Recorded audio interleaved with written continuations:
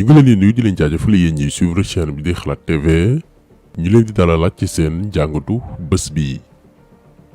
tey dañuy ñëw ci les faits du jeudi 3 novembre 2022 muy démb yem ak bés bi doyen des juges muy Maham Diallo waroon déglu Ousmane Sonko ñeel dossier Adji Sarr. déglu goo xam ni am na lu ko jiitu daañ ci revenir ak ay leeral yu ndaw ngir fàttali yenn ci ay détails yu ñu bari di fàtte. muy déglu boo xam ne itam wuute nag daaw ci weeru février jàpp mars 2021 te juróon ay jàmmaarloo yu tar loolee aussi am lu ko waraloon parce que bu ñu déggee yenn ci ay analyse mbaa intervention ci yenn plateau télévision yi dafa mel ni ci dossier Adji Sarr daa am benn groupe muy ñi nga xam ne ñoom lañu tuumal ñu bañ enquête mbaa procès am lii tamit baax nañu di ci ay leeral ndax Sénégal tàmm nañ di commenter les conséquences lu ne këtt na jonn te duñu fàttali sabab bi la yëngu loolee lan moo ko yëngal. te bu ñu xoolee ni mbir yi demee démb jeudi 3 novembre 2022 ñi yor une analyse objective te dëgg rek ñor leen war nañoo xam fan la provocation yi yeekatu fitna yi ak naxasaalekat yi féetee te lii daañ ci taxaw ci biir vidéo bi. stratégie Macky Sall général Moussa Fall ak Seydou Bokar Yàgg bu police préparé woon waajal ko ngir xam taal bi buñ ci noppee collé motif benn jëmm ak ay àndandoom leeral aussi manipulation médiatique bi ko wër laata bésu jàkkaarloo bi.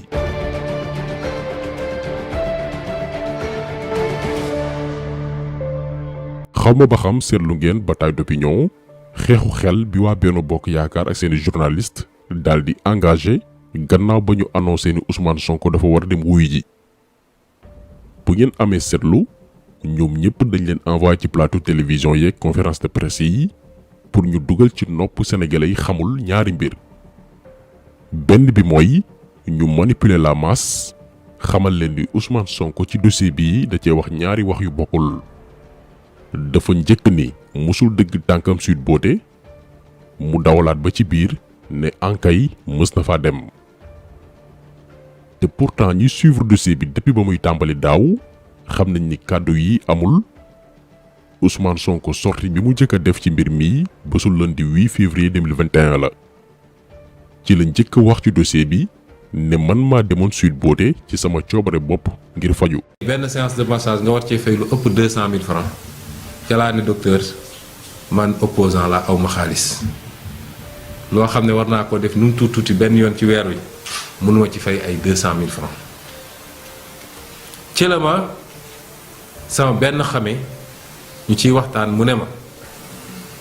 man de am naa fu may defee fii samay séance te institut bu légal la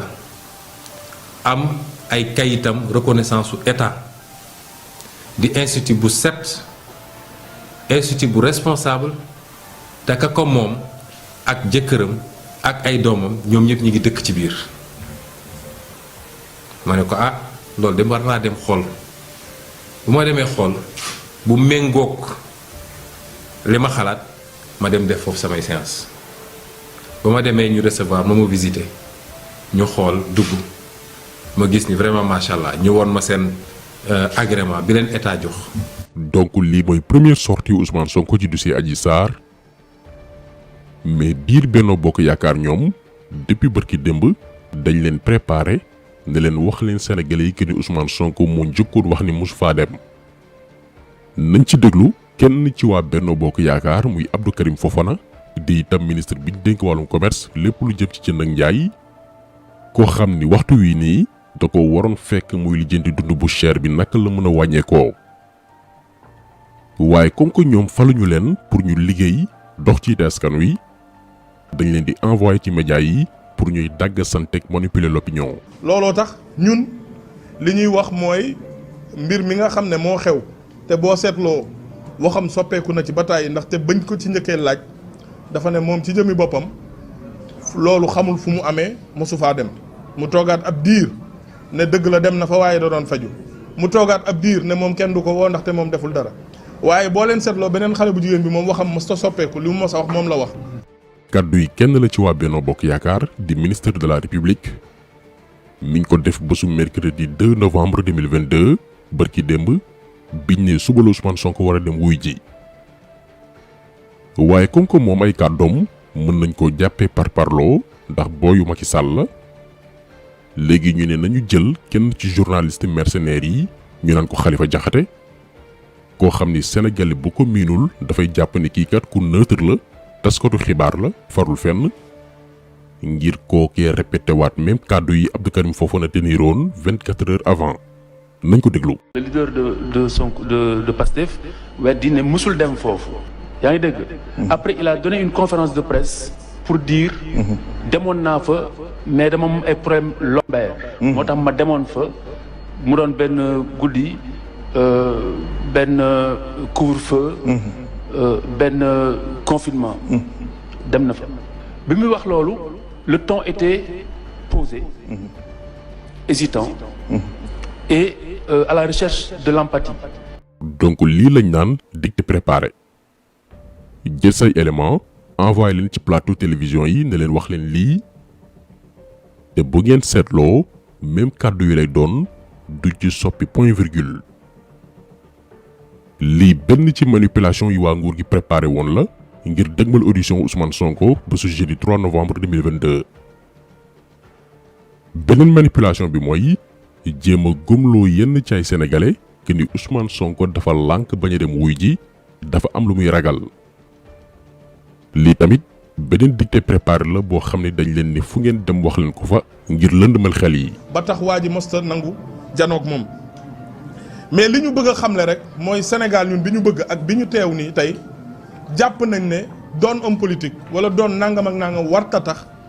yow sa àq ak sa yelleef mu ëpp bosu keneen waaye ci justice képp koo xamante ne da nga am lu la métti da ngay tuumaal nit wax ko waxaat ko justice bi daf laa war a déglu kon ñun du ñu def lu dul encourager acteurs yi ñu dem. man gisuma leneen lu dul justice bu indépendante gisuma leneen lu dul ay sénégalais yoo xam ne ils doivent être égaux devant la loi et devant les textes de la république yaa ngi dégg Modou Fall day jote ak Aram Diène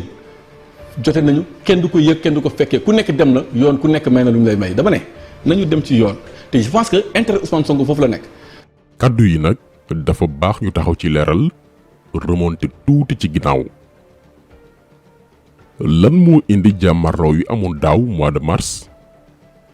li ko indi mooy convoqué bi gendarmerie convoqué woon Ousmane Sonko ne ko kaay wuyu bés sàngam alors que jamono yooyu député la woon te constitution bu Sénégal ak règlement intérieur bu assemblée nationale moo ne képp ku ñu fal député danga am luñ naan malaanu kiiraay wala boog immunité parlementaire malaan googee tànk yëkkatiwuñu ko biir assemblée nationale benn banqaasu yoon waru laa woo di la déglu donc moment yi ñuy woolu Ousmane Sonko yoon moo ko ne bul dem répondre convocation tant que sumi wuñu sa malaanu kiiraay kon dafa baax ñu koy fàttali bi assemblée nationale nag levé immunité parlementaire am ba su vendredi 26 février 2021 Ousmane Sonko ci boppam gannaaw gi moo génne def déclaration ne dinaa dem wuy ji ba noppi joxe raison yi tax. toujours ci gis-gisu avocat yi mooy dem ak ñàkk a dem benn résultat bi la mooy boo demul it dañ fi yónni armée ñi fi nekk nañu résister peut-être wala suñu résister wul xale yi dinañ jóge fële résister deret dina tuuru waaye yàgg da nga dem kon pour bañ leen may porox ndoll yooyu nga xam ne mun nañ ci jaar pour génne leneen loo xam ne loolu day yomb ci ñoom ni dossier bi jafe ci ñoom moo tax avocat yooyu ñoom ñëpp bi ñu dajee ñëw taxaw ñaan ñu insister joxe seen conseil ñu déglu leen. mais lan moo xew gannaaw sorti Ousmane Sonko bii dañoo pamte dossier bi nangu ko ci waa gendarmerie yi nga xam ne ñoo ngi woon ci tànk orienté enquête yi ci wàllum complot ñu foqarti dossier bi ci ñoom. yóbbu ko ci table doyen des juges te lépp Bassirou Gueye mi fi newoon procureur moo ko doon manigancé rôle ci dossier bii defoon nañ ci vidéo spéciale rax ci dolli moom Bassirou Gueye joxe woon ay instruction jamono yooyu ne waa ji bés bu yegsee jàpp leen ko tëj ci kaso bi ci dossier boo xam ni ndayu mbili gi liñ koy tuumaal certificat médical bi nee na viol amul, dossier boo xam ni enquête bu jaar yoon amagu ci déglu lañu toll xool ndax jar naa yóbbu tribunalam déet. lii moo juróon daaw jóg bi ndaw yi jógoon jaay doole lañu bëggoon te résistance dong moo ko mënoon saafara. mars 2021 bu ndaw yi fippul woon kon ba moment bi ñuy wax ak yéen Ousmane Sonko mu ngi ci kaso bi ci ay sos tàppal ak naar. ñu nit di tawaay ba tey mois de mars 2021 daaw bi Ousmane Sonko waree dem wuy ji ki fi newoon préfet bu Dakar muy Alioune Badara Samb jot ay ndogal ngir saboter convoi Ousmane Sonko bés buy dem jàkkaarloog doyen des juges ngir non seulement mu bañ a yegg tribunal waaye tamit bu ñu provoqué mbooloo mi ba bali tàkk ñu yokk ci dossier bi trouble à l'ordre public, appel à la violence ak association de malfaiteurs. lii lépp waxoon nañ ko fi ba tey archive yaa ngi fi. kon ngeen gis ne ci l'affaire Adji Sarr bu amee benn camp bu bañ lépp leer ñoo xam ne chaque jour ñoo ngi xool nu ñuy provoquer ngir fitna juddu su ko defee ñu wut ku ñu coller motif mooy waa Benno Bokk Yaakaar. contrairement à ce que li ñuy wër di wax ñoom ñoo bëggul dossier bi leer te seen jëfin ci fan yi ñu weesu bi ñu waree auditionné Ousmane Sonko da ko wane te ci détail yooyu la ñuy ñëw. yéen ñëpp gis ngeen message bi doon daw diggante kilifay police yi pour wax mboolem commandant yi waajal seeni élément ndax dañoo war a déglu Ousmane Sonko. ci biir lettre boobile ñu koy dàkkantale moom Ousmane Sonko Oscar Sierra. ñu bari nag jàppee lettre bi benn fuite loo xam ni dafa génn ci lu kilifay police yëgul waaye ku jàng anam gi nguur gi doxale ci fan yi yépp moo xam ci provocation ak i manipulation di nga xam ne ñoom ñoo ko tey génne lettre bi. benn bëggoon nañ bu lettre bi génnee ndaw yi résisté woon daaw mois de mars 2021 préparé waat ngir xeex parce que comme que xam nañ ne l'affaire Adji Sarr dossier bu ñàkk xorom la dara luñ ci mën a tëjee ki ñu tuumaal amu ci benn arme moo leen dese mooy coller motif Ousmane Sonko àtte ko comme yéekatu fitna benn rebelle mbaa ku ànd ak ay ndawam bëgg a terroriser réew mi. kon lépp lu ñu mën ngir provoquer foule bi daañ ko def te ci loolu lañu nekk. lii moo sabab ñu tay ko génne lettre bi pour képp kuy safoo Ousmane Sonko bu ko déggee ne waa ji dañ koy tëj ba su jeudi 3 novembre 2022 ñëpp daal di préparé wu pour génn xeex. ba bu ngeen seetloo même ci kàddu waa Benno Bokk Yaakaar yi diggante démb ak barki démb ci seeni discours da ngay sentir ñuy menacé di xupp pour ndaw yi gis seen bopp révolté wu. parce que day dem wane preuve am ñu bàyyi ko mu dem wala mu dem wanewul preuve ñu jël ko tëj ko ci kaso bi c'est très simple. ñun nag tàmm nañ waxi politicien bu ñu déggee waxu danaa dem wuyu ji du tax ñu jàpp ne rek di nga wuyu ji mën na am appel du pied la wala li xale yi di wax jeu sans ballon ñun dinañ def li nga xamante ne mooy veille bi ci war te dinañ wax état du Sénégal ministère yi régalien yi nga xam ne ñoom ñoo yor àq ak yelleefu sénégalais ñoom ñoo yor kaaraange réew mi ñu topp loolu ba mu egg fa mu war a egg. Que le coup s'applique dans toute sa rigueur contre tous ceux qui pipent le malin plaisir de vouloir conduire le Sénégal vers l'échafaud. La coalition Yewwi Askan Wi, ses responsables n'ont aucune crédibilité pour parler aux yeux des Sénégalais. donc ñoom ba su jeudi 3 novembre démb lenn rek la ñu bëggoon mooy fësal ni waa ji dañ ko war a jàpp nañ ko tëj ngir xiirtal jeunes yi ñu waajal xeex waaye tamit kii di la concerné muy Ousmane Sonko woote résistance parce que loolu la ñu yàkkamti woon pour xamb taal bi buñ ci noppi lépp ñu gàll ko ci loosam. ndax depuis événement mars yu 2021 yi stratégie nguur gi mooy di infiltrer manifestation yi di xamb yëf yi buñ ci pare na ay rebelle ak i defkatu ñaaw def ñoo ne ci ginnaaw. kuñ naan Moustapha Diatta joxe na ci lu yàggul exemple bu mu dundoon ci manifestation yi fi amoon avant élection législative yi passé. On était au nombre de 6 li ma j'ai des témoins damay wax ni ragal ma ci daal bi ñu taxee am benn waay bu jóge fële ñëw ils étaient ñaari góor ak benn jigéen waa ji muy odo benn sac def ci ay bombe ay cocktail molotov la ci def bu mu ko ci defee mu ñëw fekk ma taxaw foofu ci trottoir ji mu ñëw jubal ñoo taxaw sabaa na ngeen def ñu ne ko mu nañu mais yéen dama bëggoon ñu wax ma ne ko mu ne yéen ci affaire ci xeex Ousmane Sonko ngeen bokk ma ne ko ban xeex mu ne non c'est que dama am ay affaires yu mu leen bëggoon jox pour xeex ak policiers yi ma ne xeex ak policiers yi yooyu kan mu ne ma non dañu am ay affaires ma ne ko lan ngeen am mu ne fekk na mu ngi odo benn sac ay bagages moo ci nekk léegi ma ne ko comme lan cocktail mu ne ma waaw benn waay bi mën a jegee mu ne non non lii cocktail sëñ bi du boisson de may ma kii moo xam ma ne ko lan la ay cocktail ma toog mu ne ma wax ma ne kon ay bomb nga mu ne ma ne ko léegi lan nga bëgg dama leen bëgg a jox pour ngeen xeex policiers c'est-à-dire que ñoom ñooy manigancé seen i coup li ma leen wax nii ñoom ñooy manigancé seen i coup parce que lu koy firndeel waa ji bu mu paree ma ne ko non non elle dégage fii bu fi taxaw te jógeel fi yëpp xam nga mu dem bu mu demee yow ku yor saako bomb en pleine manifestation di nga ko yor nga gis kaaru autorité kaaru force de l'ordre yaa ngi taxaw moom foofu la jubal bu mu paree jóge ci ñun ñu ngi koy xool di ko xool dañ ko waroon topp mais fii force de l'ordre ngi taxaw yow di def li muy def. léegi ñii mbokk mi di wax ñoo ñan démb rek bés bi ñu waroon auditionné Ousmane Sonko ñoo ngi woon fépp ba ci li wër tribunal bu Dakar mooy ñii ngeen di seen ay nervi yu ñu engagé lañ jox leen statut ASP créé leen ministère tuddee ko ministère auprès du ministère de l'intérieur chargé de la sécurité de proximité et de la protection civile te Birame Faye mii ngeen di seen jiite ko benn bànqaas bu Macky Sall créé la dugal ko biir ministère de l'intérieur pour recruter ay nervi di leen defloo ay ñaawteef. ñoo ngi noonu di yéegaa seen oto seen pick-up fan lañ jëm xamuñu fuñ jógee xamuñu ni ngeen leen gisee daal noonu leen gisee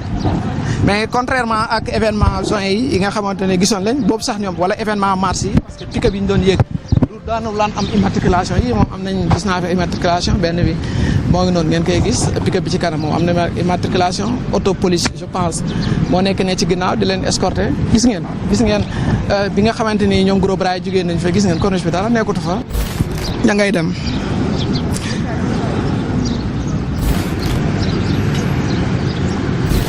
ñoo ngi delluwaat benn dem na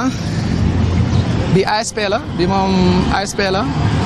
ñii de ay ASP lañ ñii sax sa takk ñu brassard wala dañ koo tekki